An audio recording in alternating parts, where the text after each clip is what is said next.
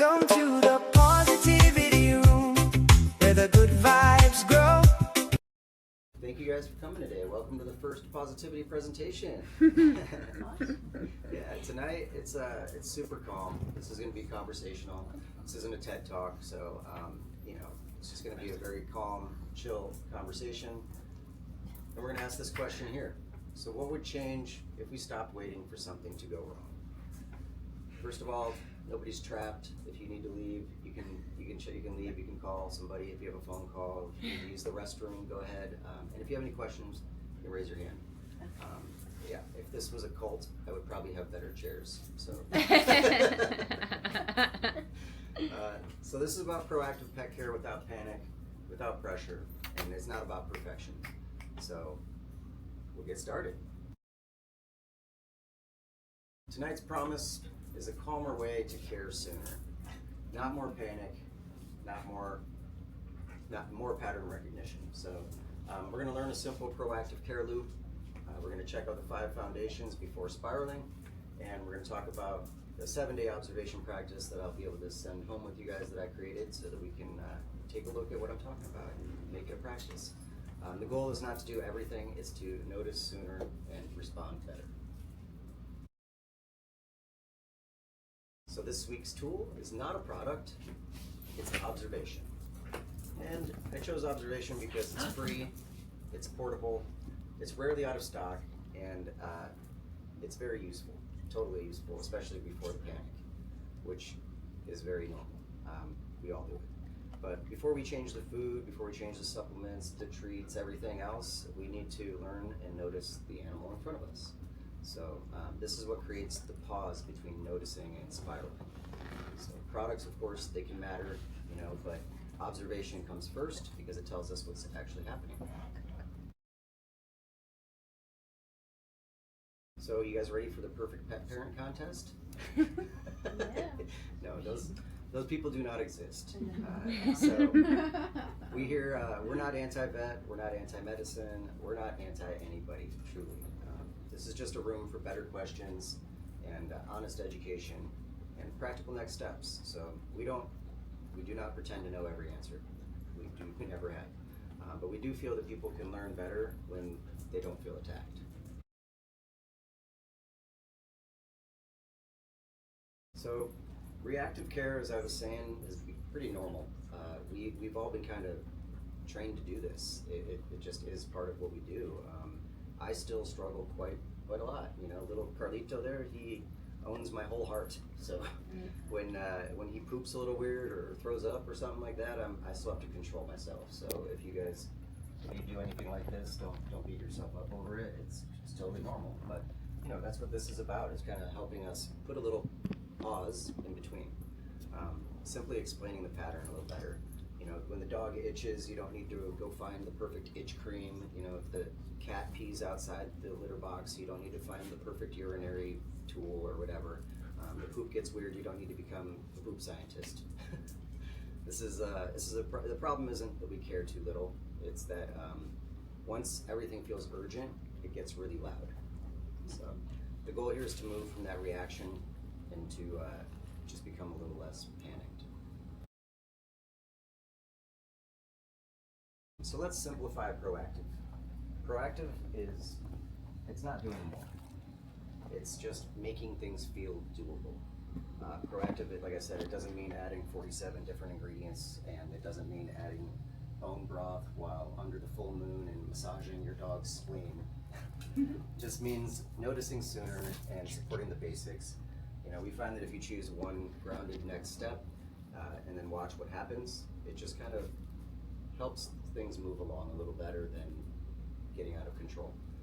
So that's the next shift, pointing to the whispers instead of shouts. So whispers before shouts. We want to get to the point where we can say, that's new.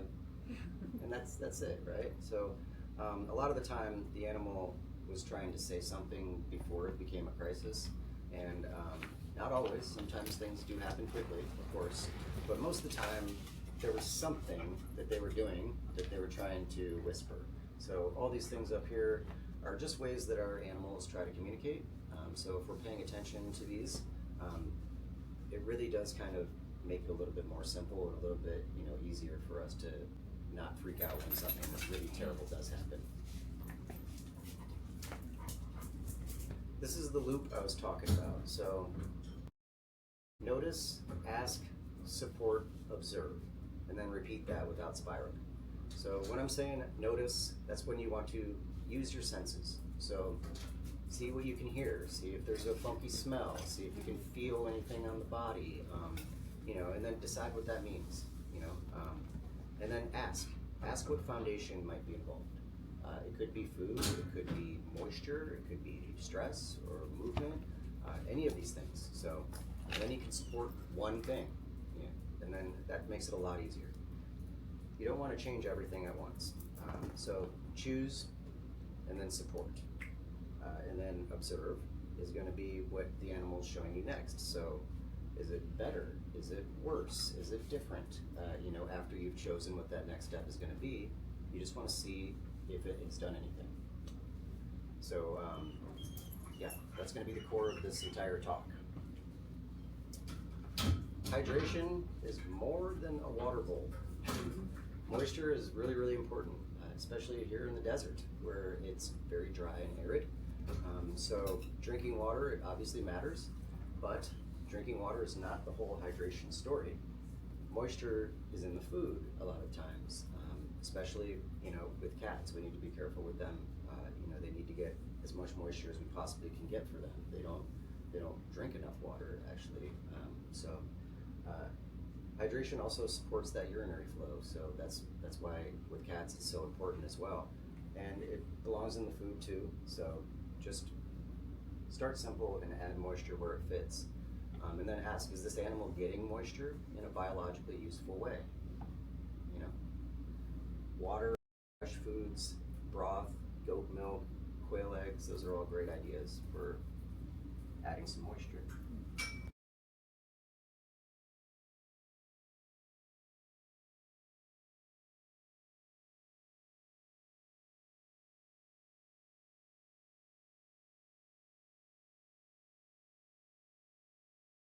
So food. Food is daily information, that's all it is. It's not just calories, but it's a building material for daily information, and it's a constant input into the body. It's the easiest way for me to explain why we talk about nutrition in here so much is because we feed our pets every single day, and so it allows us the most obvious and largest opportunity to add more into their daily routine. So the body, has to build skin and coat and muscle, and food is just where we give it. And then you ask how much of this animal's daily food still resembles food. That's always important as well.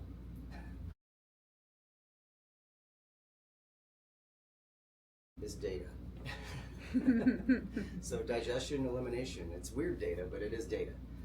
Poop is one of the best daily reports that we get. We want to look at form, frequency, smell even. If it smells funky, you'll be able to smell it, right? And then look at the effort that they're making. Is it difficult, or is it coming out too easy? It's basically a newsletter from the digestive system. So fortunately, there is no unsubscribe button to that newsletter. It's always coming. But these changes, we make changes and they create clues, not instant diagnoses. So when the poop is weird, you don't need to panic again. This is why that one sentence a day that I'm talking about, just writing one sentence a day about something that's going on with your dog, it can really make a big difference and it's really useful.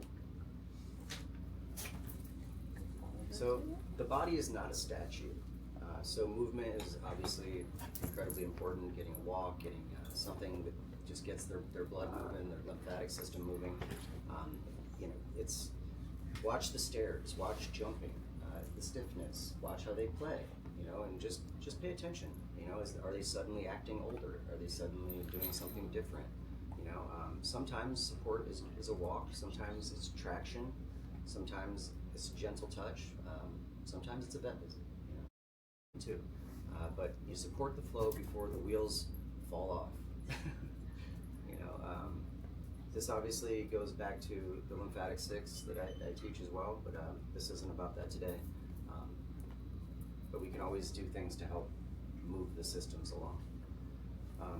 Animals live in relationship, so they don't live in spreadsheets. You know, they feel stress, they feel routine changes, and it's all about just paying attention to that, because disconnection or safety, those type of things they just kind of get thrown in there. This doesn't mean that every issue is emotional. It just simply means that the nervous system is part of the body, and it's not fluffy. Calm is biological, you know. So you ask, does this animal feel safe enough to rest? Is it just able to calm down, or is it just constantly running around? It all matters. So before a product, we're going to talk about asking better questions. So the first question, it's rarely about what product fixes this. Its better questions are, what else changed recently? You know, which foundation may be strained? What burden could be removed? And where does that take you? Because better questions slow the panic down enough to where the brain can actually think. This is the discipline right here, guys. One thing. Change one thing. That's what we're talking about here, because when you change a bunch of different things, you don't know what actually worked. This is where, you know, the one thing really comes in. This isn't a protocol. This is, you know, it's not the kitchen sink confetti, you know, concoction. You choose one support or one product or one adjustment, one observation window, and then you see what happens. Watch what the animal shows you. We say it all the time that they're the ones really teaching us, you know. I should have the dogs up here teaching right now. Yeah. One thoughtful change, you know, it teaches more than a bunch of panicked ones. This basically is really kind of setting up the 7-day practice that I'm going to show you guys here at the end. So, Cool. So this is the 7-day observation practice. We want it to be boring enough to where we actually do it, and that's what I was shooting for here. So the homework tonight's going to be pretty simple, intentionally. It's one animal, 7 days, one sentence per day. That's it. So we're not going to really change anything at first. We're just going to compare today to their normal, and then don't try to fix everything on day one. Patterns beat panic. That's what I think that was a good one. Yeah, I like that. So one sentence a day. It's, first of all, one sentence a day is not nothing. It's something. You know, it's how we start seeing patterns. So I have this handout here that I will be giving to you guys at the end, as well as another printout that I've done up for you. So that's what the homework is going to be. And then we're going to give them a daily scan here. So like, we don't need the spreadsheets like I was talking about earlier, but unless like you are that person, I guess some people like spreadsheets, which is fine. But you know, once a day you scan 7 things. These are the 7 things I'm talking about. You know, if you just look at all these things and then you write one honest sentence, that's it. You could cover all those 7 things in that sentence if you're really good with English, but just one sentence. Normal is the baseline. You cannot notice different if you do not know normal. So that's what we're trying to get to here, is to figure out what is normal, and you know. So the goal is pattern recognition, not self-created homework trauma. Observation has limits, of course. So sometimes it is not a journal moment. Sometimes it's, you know, the dog can't breathe. The dog is freaking out and it can't pee, it collapses, there's a seizure. There's a lot of things that, you know, we talk about, severe pain, trauma, whatever that is. Sometimes it's time for a vet. That happens too. So none of this is a substitute for that, of course, but that, you know, that's part of proactive care too. Proactive does not mean avoiding the vet. It means knowing when observation is not enough. We just want to keep calm and clear and no fear. Just responsibility, you know. So we're going to open up the campfire now, guys. And we're going to talk about what is one small thing your animal does when something is off. Goes off to a different area and sits there, stays away. Sure. Okay. Yeah. or acts lethargic. Yeah, that's definitely him talking to you and letting you know like something's not right. You know, and that's something that you can observe and see like what could make that a little different. Is it just more affection, a little more time with mommy? Is it a product? Is it a food situation? Any of those things, you know. So that's a good one. Can you think of anything? I've noticed with Tilly, yeah, she'll do that. She'll go off with Yeah. something, like her stomach's upset Sure. or something. Yeah, Then- they don't want to feel like they're a burden to us either, you know. So No. they can do that sometimes. Right. When the back of their fur sticks up Oh, yeah. and they get Yeah. all razorback looking, Yeah, Well, and that's, their tail's all weird. that will definitely Like show you not something's wagging. going on, right? Yeah. They're alert for some reason, right? Yeah. So, what do you usually do first? If say like your dog is going around and not just kind of goes off on his own. Inspection, Yeah. you know, listen to how they're breathing, check their guts, see, push on their Yeah. stomach to see if That's something great. hurts. That's definitely a good idea. Check on the organs, make sure that they're not sore, that they don't. If they start yelping when you push on something, then Yeah. that could definitely be time for that vet. You know, vet Like, case. one of the first things that vets do is look at the gums. Sure. The color of the gums, the color Yep. of the tongue. Yeah, the gums are really light. So Blood, you know. yeah, for sure. Anything? Do you have anything for some of you? Their eyes, Sure. her eyes, I've noticed. Yeah. Like Tilly, I forget what was going on, but her eyes were like just wide open. Oh, okay. Yeah. Just- Yeah, really alert. Yeah. Yeah, those are great. Those are great things. So, you know, tonight, like I was saying, we're gonna notice our animals, like you guys are already doing. I can already, you know, we have so much love for our pets in this place, especially with you guys here. I can feel the love that we have. You know, it's really strong, and we just want to learn their normal, and so that we can notice when something actually is off. And a lot of the times, you know, we're paying attention quite a bit, but we hear it a lot in here where people just one day they're not eating and all of a sudden it's like, oh my gosh, I gotta go do this, and you know, I don't want to bother you guys by sending a text or coming in and giving you. It's like, first of all, it's totally okay. We're not bothering anything. That's what we do, but reach out to somebody, even if it's somebody that you just trust, somebody that might know your dog as well. But we don't need to go straight from the dog didn't eat one day to like, oh my god, I gotta take him to the vet. You know, sometimes it's just giving them a little time to digest. Sometimes they are incredibly good at knowing when they need to fast. You know, that's just one example, but we're just here to support the foundation and let the animal teach us the next step. You know, get that foundation so we know they're normal. We don't have to wait until something goes terribly wrong. Start caring deeply, and we don't have to panic in order to be responsible.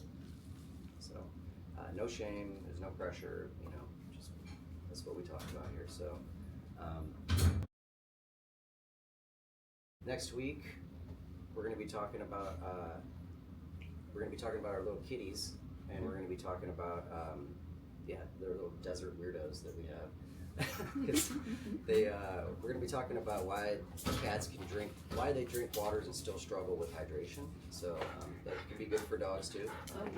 But it's going to be the same room, same campfire, one question at a time. So hopefully you guys will come back. But thank you guys for coming today, and yeah, this was a lot of fun. We'll have a little chat here. The camera's off too. Well, I was going to say too, one thing with observing that we dealt with was Opal getting stung by a scorpion. Yeah. And it was a big deal because she can't tell us any other way, but she was doing weird shakes with her head and she was freaking out, and she never does that. And then all of a sudden we see that scorpion, you know, like, oh my gosh. It was late at night, so we couldn't just go get a vet. We couldn't, so thank God we just had this, not idea, but something hit us to stay calm. That first time we didn't even see the scorpion. We didn't- So we didn't know. we that didn't was know for it happened in the middle of the It took us a night. minute to figure it out. She was really sneezing really badly, and she was just like, This it lady. was bad, you know. It And was all of a really sudden, scary. She was Her- just kind of breathing really, really heavily. So this is obviously where Her face observation started comes in. swelling up.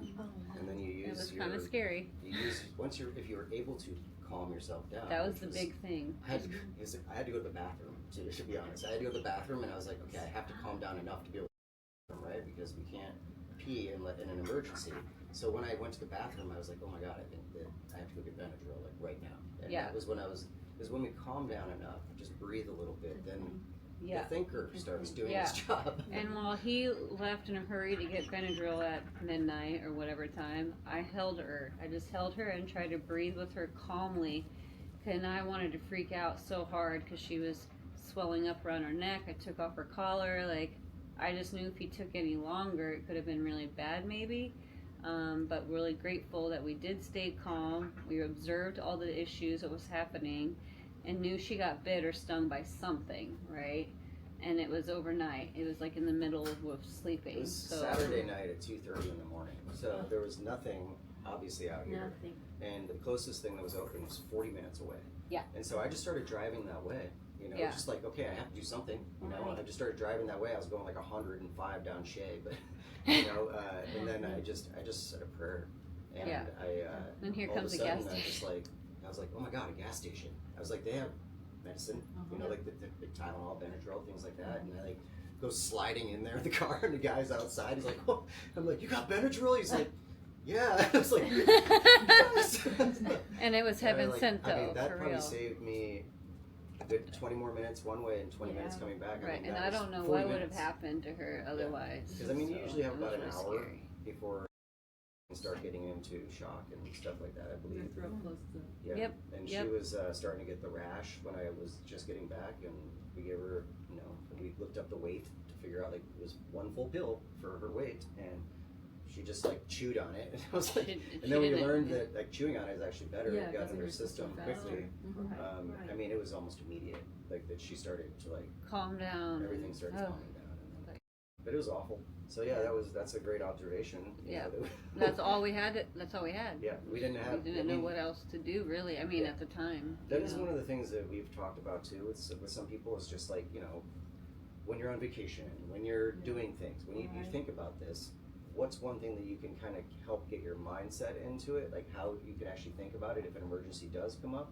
And one that like she actually said a long time back that it stuck in my head was like, if you're on a deserted island and there's nothing around, what would you do? Mud. Shoot, even if you're in the That's- Midwest yeah, or exactly. somewhere, Yeah, right? You're something in like the that. middle of On the nowhere. stream, yeah. Sure, yeah, You can't do yeah, it. and we didn't know where she got stung Right. Oh, okay. because it was like we were We didn't even sleeping. see. It We could have were been. just, like she was. So I was like getting mad at first because it's like I'm in the middle of sleeping. I'm just getting woke up because I heard drool because she's going like this and shaking, and I was like, "What is you doing?" Like I thought she was just drooling on me. Neurological. Yeah, exactly. Yeah. And you know, she's Yeah, no, it's sneezing, really and we had scary. never seen this. We'd never seen what She a dog never sneezed like does that. when they get Yeah. stung by a scorpion, and so I'm like getting mad at her, and then all of a sudden I'm just like, "This is something's going on." You know? This And isn't then normal we get behavior. up in that whole sequence that we just talked about was what we went through. Yeah. But yeah, you just think about like any situation that can come up, and think about like what would happen if I were on a deserted island. Try that. If that doesn't work, and things are still getting progressively worse, then you obviously need to go to a veterinarian. The 24-hour vets, I do not envy their position. They see the worst of the worst, and they're very, very thorough, which means they're going to do what they have to do to make sure that this animal doesn't die on their table. And those things can be very, very invasive, very aggressive, and very stressful on an animal. So sometimes we just want to make sure that we don't need to do that. You know, some people just rush immediately to the vet every single time that something happens. That creates problems because stress is the number one cause for disease. And our dogs and our cats feel stress very differently than we do. So, these are just things to keep in mind. It's nothing that we say is ever about creating fear or anything like that. It's actually the opposite. It's to minimize suffering. That's what we're always trying to do, is minimize suffering. But we also don't need to normalize a lot of the things that we've normalized, like reacting before, Observing. Exactly. We just, if we can get proactive instead of reactive, then we can really start to know our animal, and we can start to trust ourselves, which is really, that's what it's all about. And we just want to help people get their agency back. A lot of people have like outsourced everything so much, and it's not their fault. It's just that the system that we're in, or whatever you want to call it, society that we're in, has just perpetuated that. first aid kit that also gives you peace Yep. of mind. That's wonderful. That's Exactly, a great yeah. piece of advice. I mean, honestly, having Mhm. if we would have Benadryl on hand, right? So Yeah. we didn't even Yep. think of that. If you know? keep liquid Benadryl with you, especially going on trips and going on walks That's and right. stuff like that, Yes, yes. Yeah. it's always good to know. Yep. Yep. For First sure. aid kit. Have something. Have, Tweezers, those tick tweezers, or Yep. all sorts of Yeah. little things that we've added Yep. now that we've learned Mhm. some things, you know. Yeah. Bandages, gauze. Yep. You know, Also, antibacterials. Another thing that I like to do, and I wish that I did it more, honestly. You know, back when I was in the military, you do a lot of drilling, and when you do drilling and something goes down, you're ready. Practicing. Exactly. Yeah. You run a drill, like where if a fire happens, you know, like people I've Fire seen that they drills, have yeah. a fire escape drawn out so that they know how to get out of their house in case of whatever, you know.